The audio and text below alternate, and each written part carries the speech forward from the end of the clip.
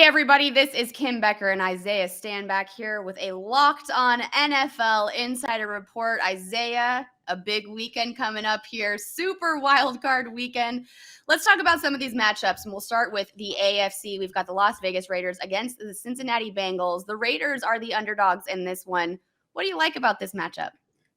Well, I can tell you what, obviously the Raiders are coming in hot, and Cincinnati obviously has Burrow and Chase and Mixon and all those guys with all the fixings on that side of the ball. However, the Raiders are coming in on a 4-game winning streak. They just came off with a big win in overtime against the Los Angeles Chargers. These guys are absolutely balling right now. That was a one thriller of a game. And then let's look at some of the weapons that they have. And this is the reason why they should feel pretty good. Derek Carr, Hunter Renfrow, Josh Jacobs. Oh, and there's a guy by the name of Darren Waller who just happened to have a resurgence and come back as of last week, and he seems like he never missed a step. And then on the defensive side of the ball, there's a guy by the name of Max Crosby, and Max Crosby leads the league in quarterback pressures. And in his last game, he had 11 quarterback pressures, 6 tackles, 3 tackles for loss, 3 passes defended, and 2 sacks. The Raiders have a lot of momentum, and they should feel good coming into this game. A lot of momentum. Such an exciting game that was with the Los Angeles Chargers and the Las Vegas Raiders. I know everyone said what a game to end that week 18 on, right? The first week 18 that we've ever had in the NFL in that regular season. Such a crazy game. But another game coming up here, which the Pittsburgh Steelers are lucky to be in because of the result of that Raiders Chargers games. We've got the Pittsburgh Steelers going up against the Kansas City Chiefs, and the Steelers are 12.5-point underdogs. What do we see here with this matchup? Yeah, and obviously Ben Roethlisberger heard that because you said I don't know if anybody heard his interview the other day where he stated that they don't deserve to be there and that they're just simply lucky and should be happy. Not really sure if he was being sarcastic or what, but you're talking about a man who is 13-9 in the playoffs, and he's 2-0 obviously in the Super Bowl. He takes care of business when he gets to the playoffs, and that's something that they should obviously rest assured in. You have one of the most prominent coaches in the league, and Mike Tomlin, somebody who's a bulldog and competitor. James Washington's coming off the COVID list. They got Juju Smith-Schumacher coming back from his IR designation from back in October. So these guys have a lot of momentum in terms of their guys, their dogs, their playmakers that are coming back on that side of the ball. But unfortunately, they are missing out on Najee Harris. He has not practiced all week coming off of that injury. But good news. TJ Watt is still on the defensive side of the ball, the NFL sack leader with 22.5 sacks. So they should feel pretty doggone good going into this game as well.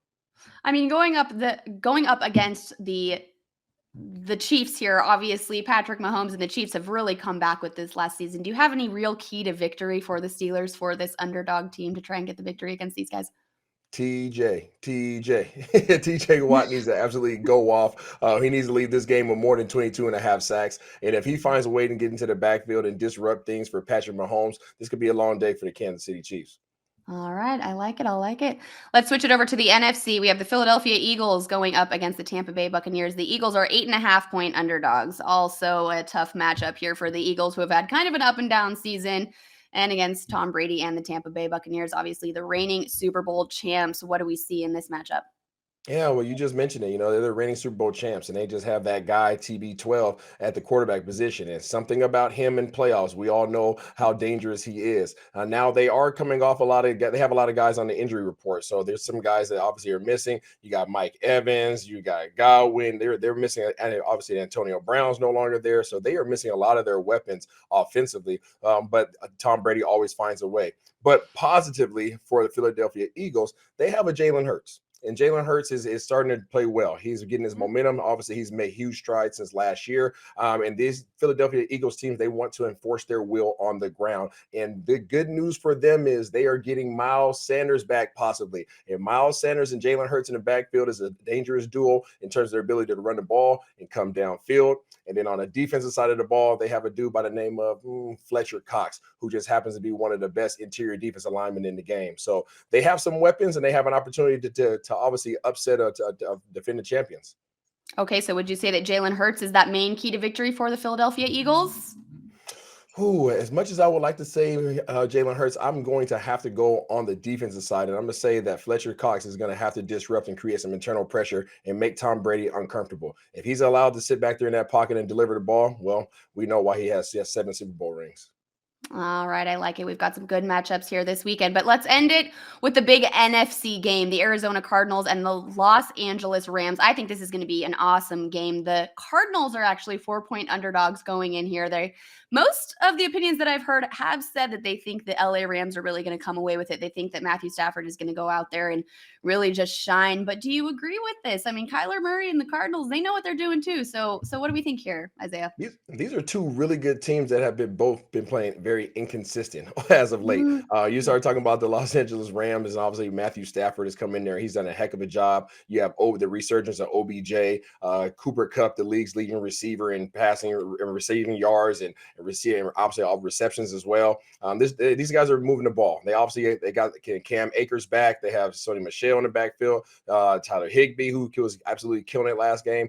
Sean McVay calling the plays, and obviously at the helm of things for this team. These guys are dangerous, and everybody knows exactly what they're capable of. But also, they are susceptible. And we talk about Matthew Stafford. Over the last 3 games, Matthew Stafford has 7 interceptions. So there's an opportunity for the Arizona Cardinals to come in here and make some havoc. And there's a guy on their side of the defensive side of the ball, who can disrupt some things and make him uncomfortable. And his name is J.J. Watt. Another JJ loss. Watt is back, and he was designated to return last week. Obviously, they sat him out in preparation for the playoffs.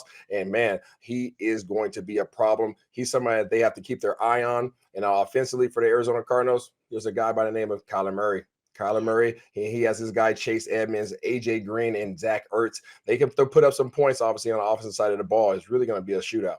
Yeah, I like the 4-point line here. I think it's going to be a really good game. This is one that I was looking forward to for weeks and actually hoping would happen no matter what the circumstances would be, because that NFC West division has just been so strong this entire season. So I think everyone's really ready to see who's better, the Cardinals or the Rams? Who's going to really kind of take that run and go with it? But this is going to be an awesome game. And 2 young coaches, I think that's always fun to see, especially with the way that coaching and everything has changed in the last few seasons here. It's fun to see Absolutely. these young coaches really go at it. They have a different style, and it's fun to watch.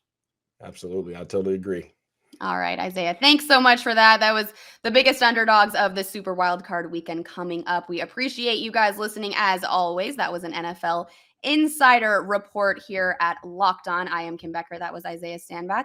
Enjoy the games.